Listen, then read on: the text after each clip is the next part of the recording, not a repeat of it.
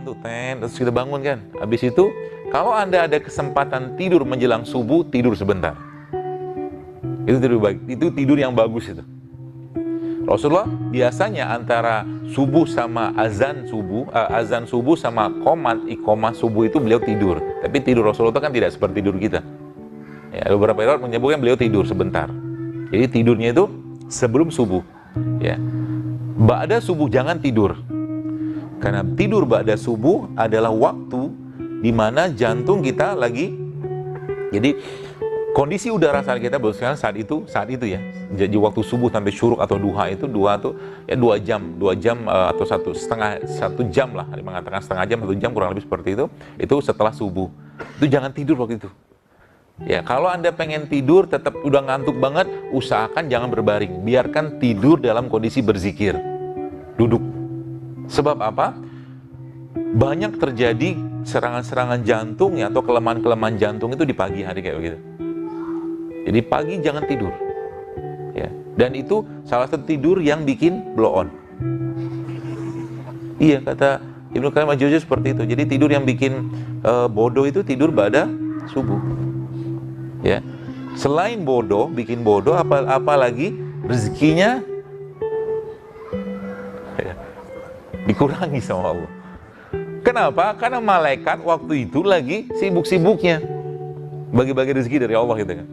Dia malah tidur. Ini kan nggak sopan namanya. Jadi kalau Anda pergi bos sekalian, jadi salah satu tipsnya saya, kalau Anda pergi musola, misalkan tuh masjid dekat rumah, nah, kan ada doa malaikat di pagi hari kan. Yang malaikat itu mengatakan, ya Allah berkahi orang yang bersedekah hari ini, pagi hari ini. Maka subuh itu jangan pernah kehilangan momen untuk bersedekah.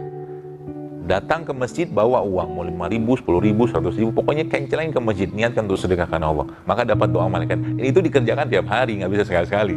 Karena doanya itu setiap hari. Gitu kan? Ba'da subuh. Ya, ba'da subuh. Bagusnya seperti itu. Kemudian setelah waktu syuruk masuk ya, kalau Anda bisa ketemu syuruk, sholatlah syuruk tadi. Saya kira mungkin sebagian teman-teman sudah tahu ya pahala dari sholat syuruk itu.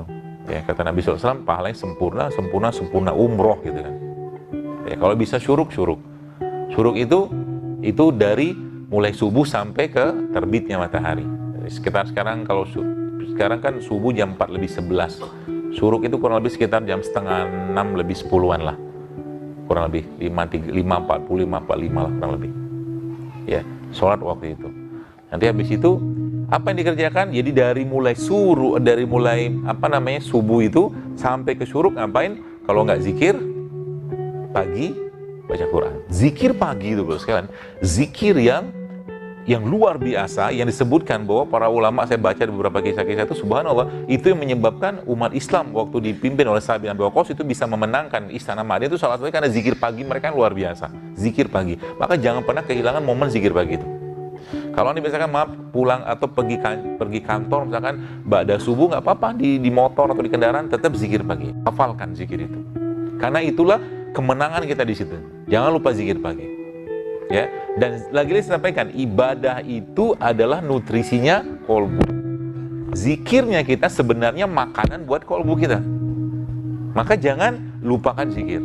Ya, apalagi di sisa-sisa di luar mungkin kita tidak ada zikir pagi petang, ya sudah berzikir biasa aja.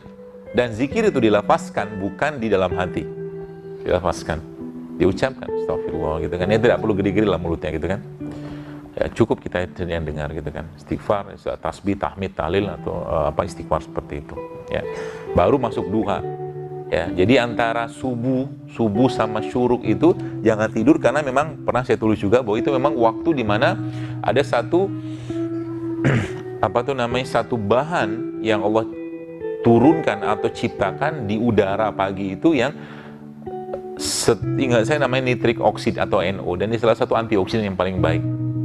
Ya, jadi subuh itu jangan tidur, nikmati limpah rezeki dari Allah dari udara tadi, ya, subuh itu. Kemudian baru masuk ke duha. Ya, duha saya kira mungkin semua sudah paham ya. Duha yang paling baik kapan?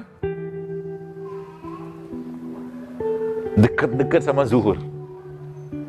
Dekat-dekat sama di saat ya di saat matahari mulai agak memanas, duhalah di situ. Sebab apa? Karena secara aktivitas kita lagi sibuk-sibuknya kita ketemu Allah. Ya, jadi duha itu paling baik kapan? Waktu lagi matahari panas-panasnya. Ya, bahkan setengah jam sebelum itu masih boleh. Sebelum zuhur, misalkan jam 12, kita setengah 12 duha masih boleh. Ya. Dan kalau sudah ibadah, gaspol. Gaspol maksudnya apa? Kalau Anda, misalkan para yang baru dilantik menteri kemarin kan, pasti pakai baju yang luar biasa. Ya, pakai jas, pakai apa, pakai parfum segala macam. Nah, perlakuan seperti itu, ya kalau kita lakukan adab yang sama terhadap Rob kita kepada Allah, maka harusnya lebih. Maksudnya gimana? Contoh kan, kalau Anda di sini kan kalau kerja kan nggak pakai kaos oblong, beda sama Google kata pakai kaos oblong. Jadi kalau sudah ketemu Allah, beradablah yang terbaik. Beradablah yang terbaik. Itu bonusnya didapatnya banyak. Contoh misalkan kita bisa siapin, misalkan Anda kerja boleh pakai baju oblong, silakan. Tapi ketika ketemu Allah jangan pakai baju oblong. Bawa baju. Usaha sedikit, ikhtiar sedikit supaya apa? Supaya ketemu Allahnya lebih baik. Ya. Habis itu gimana? Nabi SAW sampaikan bahwa kalau tidak memberatkan umatku, kalau memungkinkan sekalian Anda bersiwaklah, bukan sikat gigi ya, tapi siwak. Ya. Dan siwak itu salah satu bentuk ibadah atau mungkin salah satu bentuk sunnah Nabi SAW yang sangat dicintai Allah. Ya, Allah mencintai orang-orang bersiwak. Ya, mungkin lagi wudhu itu. Jadi kalau saya pernah ngitung itu, kalau dihitung-hitung ya, kita satu hari itu kalau kita bisa rutinkan saja bersiwak, itu lebih dari 30 kali kita bersiwak. Kenapa? Kalau tidak memberatkan umatku, maka setiap habis wudhu, aku akan wajibkan mereka bersiwak. Itu yang pertama. Wudhu 5 kali sehari kan? Kalau tidak memberatkan umatku, maka setiap mau sholat, aku wajibkan mereka bersiwak 5 kali, 10 kali udah. Ini belum termasuk sholat sunnah loh. Belum termasuk sholat sunnah. Setiap mau sholat siwak, Ya, itu siwak. Dan siwak itu merupakan salah satu sunnah kenabian. Ya, sunnah Nabi. Ya, di samping ada bersiwak, kemudian cukur kumis, cukur bulu kemaluan, berbekam, sama wangi-wangian. Itu sunnah itu. Ya, jadi kalau Bapak Ibu, teman-teman sekalian di tas Anda, ya terutama yang ikhwan ya, kalau bisa tuh minimal ada 2 produk tadi tuh. Kalau nggak siwak, parfum. Mau ketemu Allah, siwakan dulu, parfuman dulu, wangi-wangi dulu, karena malaikat suka dengan wangi-wangian. Ya, seperti itu. Masuk kita sampai ke siang, ya. Masuk siang di duha, aktivitas Nabi SAW seperti itu. Lalu siang ada namanya qailullah. Qailullah ini kalau kita Bapak Ibu teman-teman baca di penelitiannya namanya power nap. Power nap itu tidur berkualitas. Ada yang mengatakan sebelum zuhur, ada yang mengatakan sudah zuhur. Tapi kalau kuliah dua-duanya bagus. Ya, kalau misalkan zuhur setengah 12 atau jam 12, maka setengah 12 tidur sebentar. Tidur sebentar. Atau nanti ba'da zuhur juga tidur. Jadi kalau kita lihat memang tadi tidur itu adalah proses mengistirahatkan enzim badan kita, tidur. Jadi kenapa ada malam? Karena memang malam itu adalah cara Allah untuk mengistirahatkan. Jadi sebenarnya kalau ada sekarang banyak orang misalkan dia makan ngantuk, habis makan ngantuk misalkan. Ya, habis makan mengantuk. Penyebabnya apa?